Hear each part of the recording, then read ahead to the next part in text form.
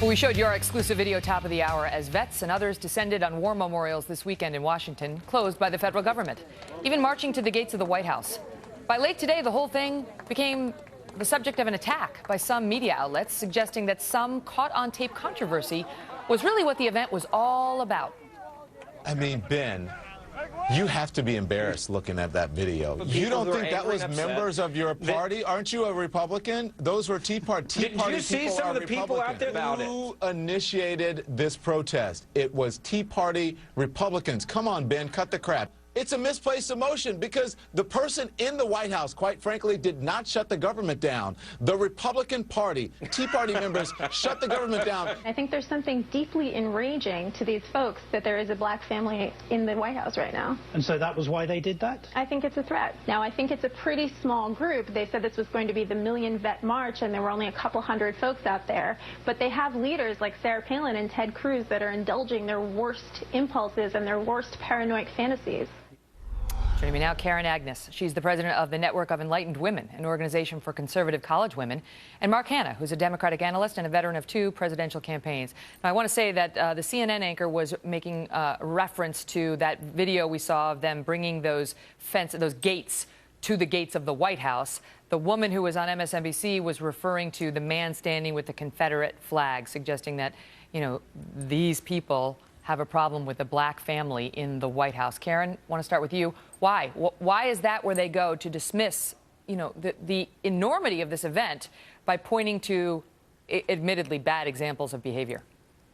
The media seems to like to play this game of let's find the most controversial poster instead of actually talking about what we should be focused on, which is a real lack of leadership in the White House. The White House is who is playing games instead of governing. That's what the story should really be about. Mark, what do you make of it?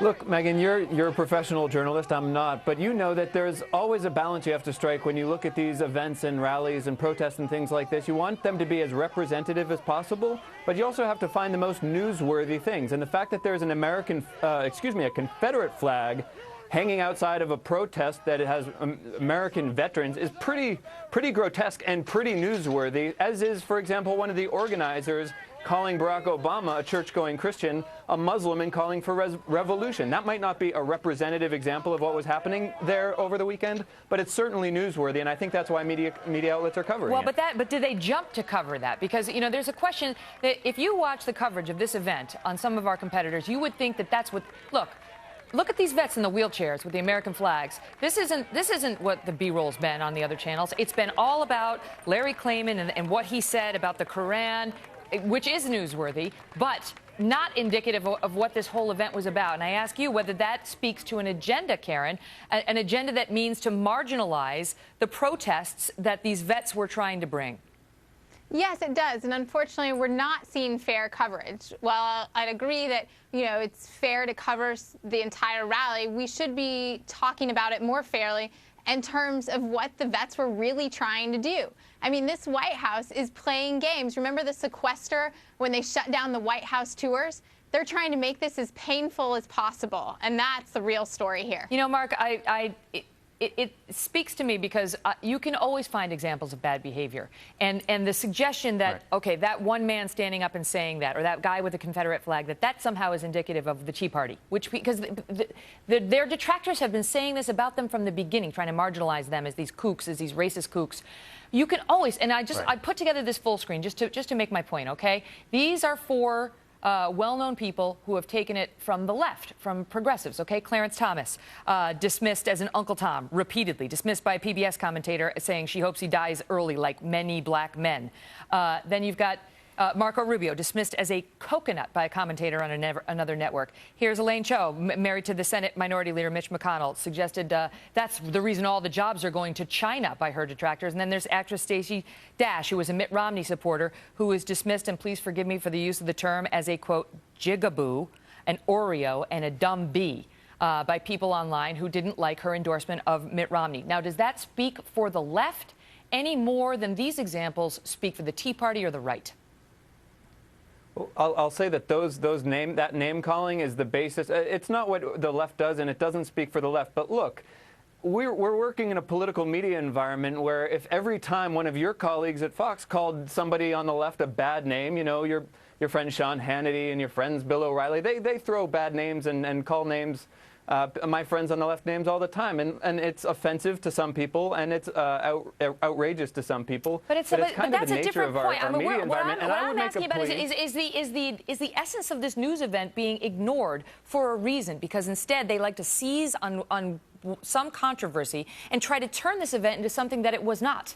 I'll answer that. Megan, is it a news event or is it an event? Is it an event that's orchestrated by a special interest group with a political agenda that had very low turnout? And while I believe that those veterans that appeared at the outside the White House in their wheelchairs were sincerely felt their opposition to the government and frustration toward the government, people who are following this know that the only reason the shutdown exists is because John Boehner won't bring this continuing resolution to a floor vote. But that's a matter of opinion. These guys here, they don't care about that. They care about getting in to see the memorial that was built in their honor. Don't tell me these guys. Right, don't tell me this guy right here and all the tomorrow. others like him showed up there with some crazy agenda, whether it was left wing or right wing. Didn't they just want to get to their memorials and be heard? Karen, I ask you.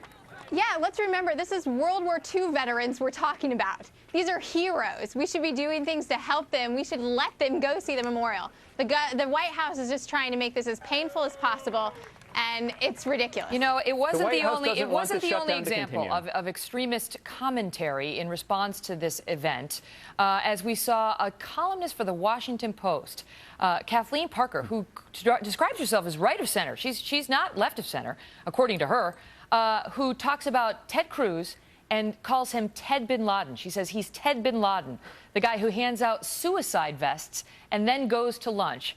I mean, let me get you to weigh in on this first, Karen, as somebody who describes herself as conservative and had a show on another network for a time. Ted Bin Laden about a U.S. senator? Kathleen Parker is going too far on this. Ted Cruz has done a good job of bringing a story that's been completely overshadowed by the shutdown down, which is healthcare, and what a debacle it is.